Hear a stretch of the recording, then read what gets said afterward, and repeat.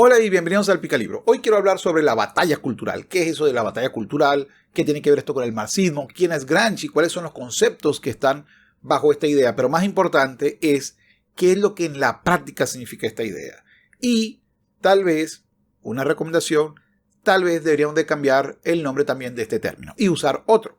Así que bienvenidos y vamos por partes. Ojo, este es un video de nuevo introductorio. Es un video para que se entienda lo que está diciendo.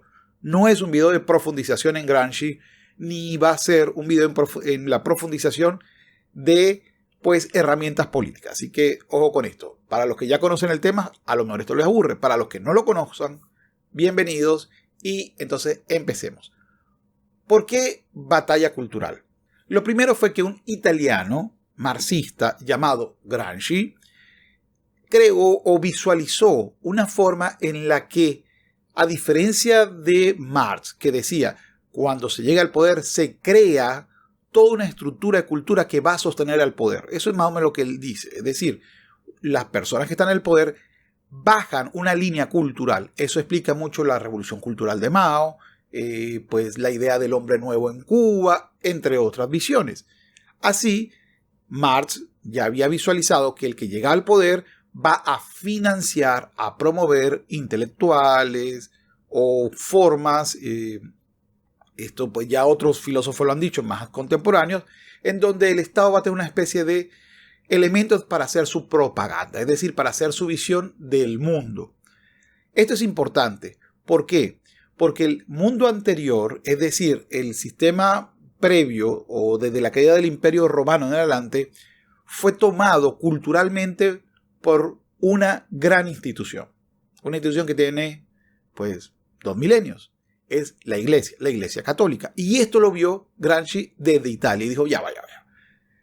Los clérigos forman parte importante en Italia, recuérdese, de la cultura de cada pueblo. Y tanto es así que la Iglesia daba a lo que se llamó, o que él llama, hegemonía, es decir, la visión correcta del mundo, mientras que el gobierno, el Estado, los gobernantes, la clase dominante, tiene la fuerza.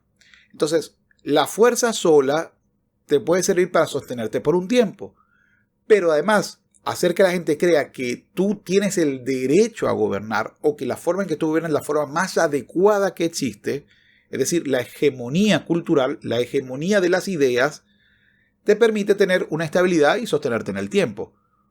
Una sola, la fuerza, no te permite sostenerte en el tiempo.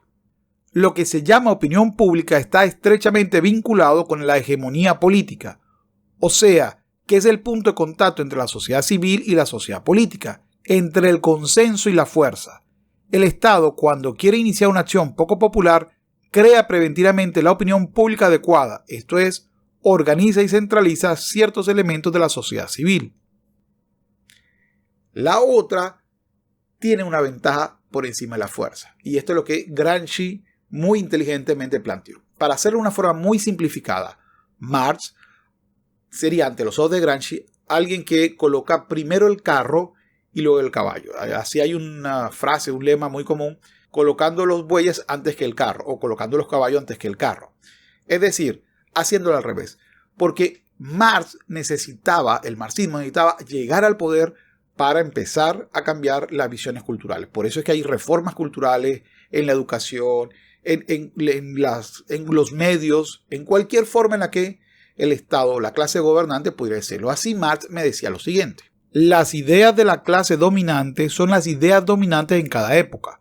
O, dicho en otros términos, la clase que ejerce el poder material dominante en la sociedad es al mismo tiempo su poder espiritual dominante. En efecto, cada nueva clase que pasa a ocupar el puesto de la que dominó antes que ella se ve obligada, para poder sacar adelante los fines que persigue, a presentar su propio interés como el interés común de todos los miembros de la sociedad.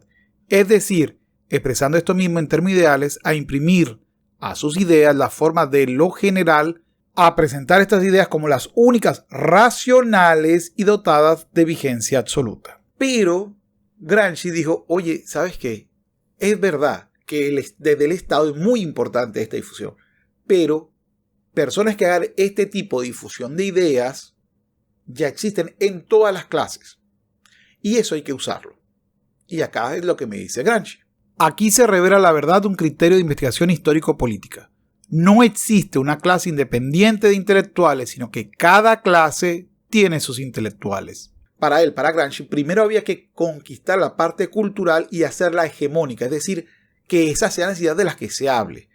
Muchas veces nosotros seguimos el juego de quienes hoy en día pues colocan la agenda. Colocar la agenda es eso. ¿De qué se va a hablar? Del tema que el otro quiera. Entonces nosotros, los que estamos en la contraparte, tal vez debemos de evitar repetir esos juegos. Y ya lo voy a explicar un poco mejor. Pero en general, ¿qué dice Gramsci? Gramsci lo que está diciendo, miren, vamos a utilizar a los intelectuales. ¿Y quiénes son los intelectuales? Por intelectuales es preciso entender no solo aquellas capas comúnmente designadas con esta denominación, sino en general toda la masa social que ejerce funciones organizativas en sentido lato, tanto en el campo de la producción como en el de la cultura y en el político-administrativo. ¿Y esto qué tiene que ver con el término batalla? Bueno, Gramsci dice, atacar primero al gobierno para conseguir la cultura y ser hegemónico en nuestras ideas es un sistema muy costoso, muy complicado. Es lo que se llamó la guerra de movimiento y el ataque frontal. Y entonces él dice, miren, ¿qué tal si más bien lo vemos de otra manera? Voy a darle yo el término la guerra de trincheras. Y él lo llamó la guerra de posición. Es decir, en cada elemento en donde haya una activista de nosotros, un activista comunista o marxista o socialista en general, que no son sinónimos, lo estoy utilizando aquí, pues para entender, alguien de izquierda que lea Gramsci dirá, cada posición de poder, ejemplo, la docencia es una posición de poder porque permite a alguien explicarle y transmitir ideas a un grupo de personas que tienen la obligación de escucharlos. El enorme desarrollo que han tomado la actividad de la organización de la escuela, en sentido amplio, en las sociedades surgidas del mundo baptismal, indican la importancia que han llegado a adquirir en el mundo moderno las categorías y las funciones intelectuales.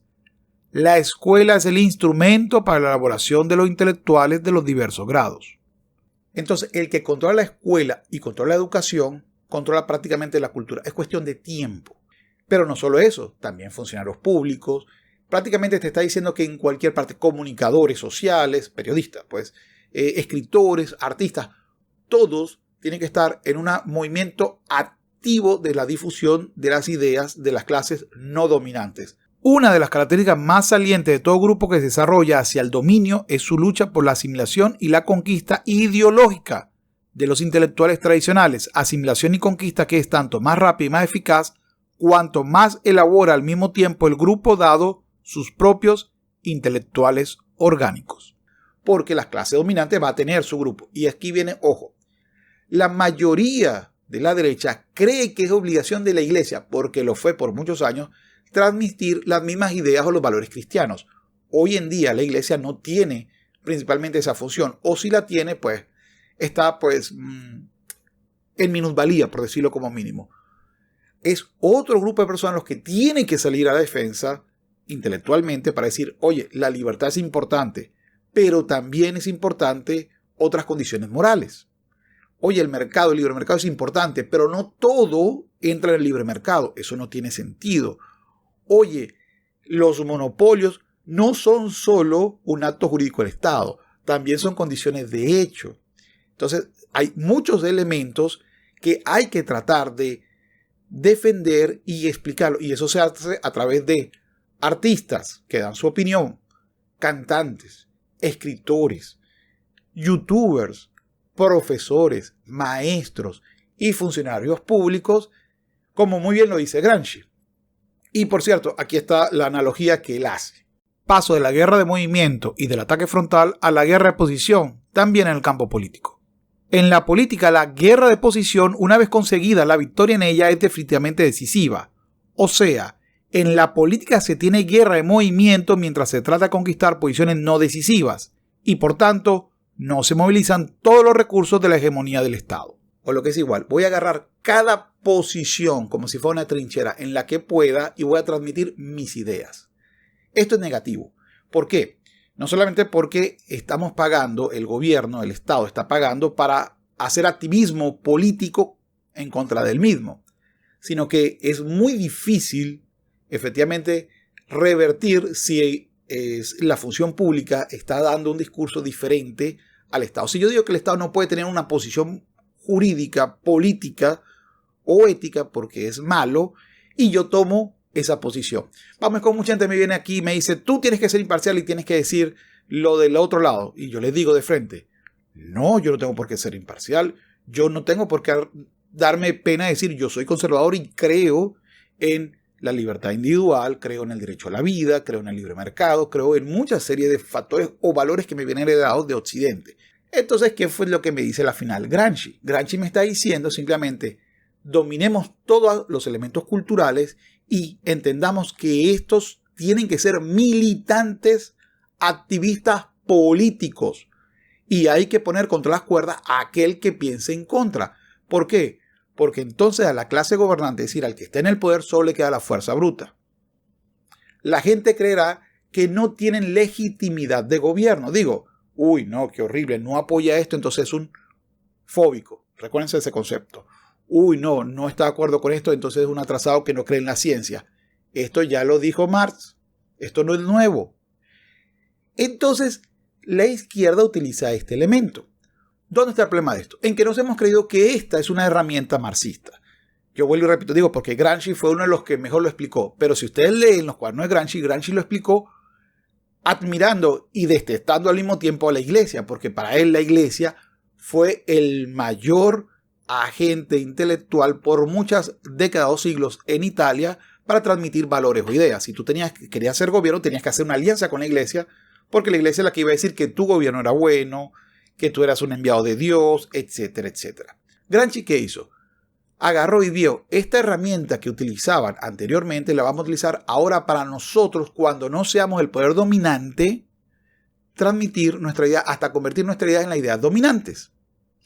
Ahora, cuando alguien dice voy a hacer la batalla cultural o voy a andar dando pues a esto, es decir, no voy a aceptar el concepto que soy imparcial, sino que voy a aceptar con mucho orgullo el hecho de decir que estoy defendiendo valores y principios que creo relevantes, que la libertad tiene limitaciones, que el mercado no alcanza para todo y no debe ser nunca llevado para todo, que la solidaridad es importante, que la dignidad humana es importante, que las fronteras y la nación son importantes, y en una serie de factores que no podemos dejarnos gobernar por un grupo de burócratas que no representan a las poblaciones, etcétera, etcétera, etcétera. Todas estas visiones debemos de buscar elementos que nos unifiquen. Y si nos unifican, porque recuerden que Gramsci es el que habla de batalla, entonces estamos en dos bandos. Por eso que yo creo que la dicotomía izquierda y derecha es importante. Lo que también es importante entender es que no toda izquierda es marxista. Es decir, si doy la batalla cultural significa que estoy usando las herramientas que inventó Gramsci. No, estoy usando las herramientas que utiliza Gramsci. Pero decir que eso es marxista es el equivalente a decir que todo el que utiliza DirecTV o cualquier tecnología satelital para cualquier fin es prosoviético, porque la Unión Soviética fue el primero en lanzar un satélite artificial al espacio. Y por supuesto, no quiere decir que si nosotros vamos a hablar de batalla cultural o vamos a creer o vamos a utilizar estas guerras de posiciones o esta guerra de trincheras ideológicas para imponer ideas, o para no imponer, pues no tenemos capacidad de imponer, pero por lo menos para hacer que sea de lo que se hable y para hacer que sea lo que se cree, entonces seríamos gramscianos. No, como vuelvo y repito, es como si alguien que usa tecnología celular sería soviético por eso. No, simplemente estamos usando una herramienta que ya describió Gramsci en su momento. No significa que esta herramienta sea solo de izquierda y no nos fumamos ese cuento. Es una herramienta. Gramsci es el equivalente a Maquiavelo. Es una herramienta, es un modo para llegar al poder y hacer los cambios que tú creas o hacer que se valoren los principios, las cosas que tú creas. Eso es Gramsci. De todas formas, términos como hegemonía, sociedad civil, etc., irían a ser explicados en el video especial de Gramsci. Ahora, deberíamos de hablar de batalla cultural. Yo creo que no. Yo creo que eso es comprarle el lenguaje al otro. Por cierto, el lenguaje es la base de la izquierda actual, más que cualquier otra. Incluso Gramsci es el concepto de que cada uno de nosotros debe ser un activista de su posición política si nuestras ideas no son las hegemónicas, es decir, si no son las dominantes. Hay un concepto en los Estados Unidos, que esto viene de decisiones judiciales de la Corte Suprema, en las que defendió por muchísimas condiciones el concepto de la libertad de expresión. Y la Corte Suprema utilizó, por cierto, mucha gente en un momento dado me dijo que no debía hablar del libre mercado de las ideas. Hay que someter a las ideas al libre mercado, al mercado de las ideas. La batalla cultural es comprarle el concepto que esta es una lucha. Y yo creo, es una lucha, pues ustedes saben cómo son ese tipo de luchas, que no voy a decir por YouTube, pero es mejor hablar del libre mercado, porque nosotros creemos en el libre mercado, lo de la derecha. ¿Sí? Por lo menos yo creo en el libre mercado. Entonces, si eso es así, hablemos del libre mercado de la idea. Y para que haya libre mercado, el gobierno, el Estado, no puede permitir posiciones de dominio. Y ahí es donde creo que hay que ir en contra del concepto de batalla cultural, en contra de Gramsci. Creo que permitir que los funcionarios públicos, sean periodistas, sean comunicadores sociales, sean activistas, sean funcionarios de cualquier tipo, y además lleven un discurso cultural, pues así como se separó la iglesia del Estado, así hay que sacar la parte cultural, política del Estado. Si el Estado empieza a decirme a través de las imposiciones educativas, cosas que están haciendo hoy en día, por ejemplo en España y en otros países que no puedo nombrar, o los funcionarios empiezan a hacer ese tipo de propaganda ideológica, hay que señalarlo y solicitarles no solamente que sean rechazados, sino entender que estamos financiando el activismo político de un partido. Eso es lo que creo que hay que colocar en grande. Cuando dicen, les voy a educar a sus niños a través de esta visión que es de mi partido, lo que te están diciendo es, miren, voy a agarrar los impuestos de ustedes y voy a hacer que mis ideas se conviertan en hegemónicas. ¿Para qué? Para hacer que los próximos 30 años yo me mantenga en el poder gracias a los impuestos de ustedes. Y no importa si a usted le gusta o no. Yo creo que el Estado tiene que perder las capacidades culturales que ha asumido y que ha asumido reiteradamente. Y una de ellas es la educación y la otra es la comunicación pública. Esto tiene que ser de privado. Y solo bajo ese concepto, entonces, hablaríamos del libre mercado de las ideas. Creo en la batalla cultural. Creo que se está dando hoy en día, principalmente gracias a las redes sociales, porque ahora muchos podemos hablar, así que no solamente unos pocos dominan los medios. El problema es cuando los medios sociales, las redes sociales, empiezan a tomar posición política, porque en ese caso ya no tendremos un sitio donde poder hablar y ser escuchados. Y, por supuesto, habría una hegemonía cultural o de ideas. No sé si se entendió el video, creo que me salió un poco más complicado de lo que esperaba, pero bueno, igual, si se entendió, por favor, hágamelo aquí saber abajo. Conclusión, para hacerlo muy fácil, Gramsci es una herramienta política que la puede usar cualquier espectro político. Segundo, es la declaración, sin pena y sin rubor, que van a hacer los funcionarios activistas. Activistas, ojo, no estoy hablando que los funcionarios una vez que lleguen al poder, eso es lo normal, digo, desde el punto de vista del marxismo, sino los funcionarios en el que, por ejemplo, sea socialdemocracia, sea pues centro derecha o una derecha moderada, ellos van a plantear sus ideas para cambiar el sistema desde adentro. Es decir, estos son intelectuales que han vivido, que vivirán del Estado, para decirnos que lo que está haciendo el Estado es malo y que hay que implantar una nueva visión. Por eso es que lo que propone Gramsci hay que rechazarlo. Pero es la realidad latinoamericana, es la realidad española. Creo que todo el mundo puede hoy en día decir que Gramsci es la herramienta política que más se utiliza en la izquierda. Y tenemos nosotros en la derecha que saber que así funciona. Tenemos que rechazarla, tenemos que condenarla para luego hablar de libre mercado de ideas. Por ahora, esto es una batalla frontal y creo que hay que seguir utilizando el término batalla y creo que necesitamos aliarnos en posiciones comunes todos los que estamos teóricamente en la derecha. Muchos liberales, algunos libertarios diría, pues no todos, muchos conservadores, muchas personas religiosas que están de este lado del mundo. Necesitamos ubicar algunos elementos comunes y creo que muy pronto vendrá un video sobre ese tema. Bueno, es todo por hoy. Recuerda, estamos en una batalla porque el otro grupo ha decidido utilizar todas las trincheras, todas las posiciones donde ellos tengan una posibilidad de difundir su idea como un elemento de activismo. Y nosotros, cuando creemos que hay que ser objetivos e imparciales, estamos diciendo, golpéame aquí en los dos cachetes que yo no voy a hacer nada. Eso es lo que estamos diciendo y por eso no nos dejemos caer en esa trampa. Llegado hasta acá, quiero agradecer a mis Patreon por hacer posible este canal. Humberto On, David Garay, Patricio Dorante, José Flores, Néstor Magnaut, Alfonso Jornet, Eva García Franco, Javier Aguirre, Paco Medialdea, Joaquín López, El Perro de Diógenes, Jaime García, Marvín Jarquín, Alex Rocio Cori, Marcos Carlos Spade, Humberto Ávila, Alfonso Leonel Virrojas, Leopoldo Hernández, N. Veces, Luis Vargas, Alberto González, A.I. Lula, Cris, Alonso Cortina, Guillaume Paradrón, Gonzalo JC, Miguel de la Rosa, Abrat Zagorus, Manuel Pérez, Norman Saldaña, Jaime Almenares, Gonzalo Alsina, Harry Won, Miguel Morales, Cris Balco, Enrique Palomino, Leucipo de Mileto, Salomón Camargo, Felipe Hernández Bermeo, Tony Macías, Omar, Jorge Guerra, Fernando Toral y Sardinas07. Muchísimas gracias por apoyar el canal. Si ha llegado hasta acá, muchísimas gracias. Por favor, suscríbete a este canal. Si te gusta, dale like o dale me gusta. Opina, comenta qué parece, si estás de acuerdo con lo que estoy diciendo, si no lo estás.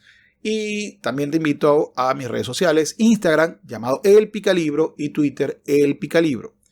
Dicho esto, pues no me queda más que agradecerle de nuevo e invitarlo a que se suscriban a Capitán Cultura o que vean el video que debe estar ya colocando YouTube por este lado.